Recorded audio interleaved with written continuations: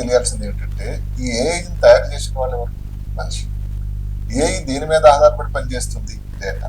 డేటాను ఫీడ్ చేసేది ఎవరు? మనిషి. ఏదన్నా మీరు ఒక ఆలోచించండి, స్వయంగా ఆర్టిఫిషియల్ ఇంటెలిజెన్స్ కి డేటా లేకుండా ఏ విషయం కూడా చెప్పడానికి ఆస్కారం లేదు. అదొక యంత్రం అండి.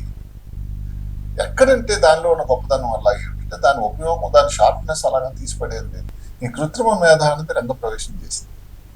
ఇది ఎవరికి ఇది కాంపిటీషన్ కాకపోయినా నా ప్రకారం కృత్రిమ మేధ అనేది ఒక 1+1 లాగా మనం ఆలోచించుకోవాలి. అంటే ఏమిటి, మానవుల మేధకి కృత్రిమ మేధ కానీ పని చేస్తే ఇంకా ఉపయోగం ఉంటుంది. ఉదాహరణ మీద స్కోరింగ్ పాయింట్లు కానే కాదు. ఎందుకంటే కృత్రిమ మేధ అనేది దాని తాలూకు ఆలోచన శక్తి, లేకపోతే ఏదైతే ఉందో ఎంపతి అంటాం, ఒక సానుభూతితనం, ఇవన్నీ ఈ కృత్రిమ మేధానికి ఎక్కడుంటాయి చెప్పండి. డాక్టర్లు ఏఐ కలిపి పనిచేస్తే పేషెంట్ తాలూకా బాగోగులకి డయాగ్నోసిస్ కానీ, ట్రీట్మెంట్ ప్లానింగ్ కానీ, ట్రీట్మెంట్ పక్కాగా చేయడానికి కానీ చాలా ఉపయోగపడుతుంది.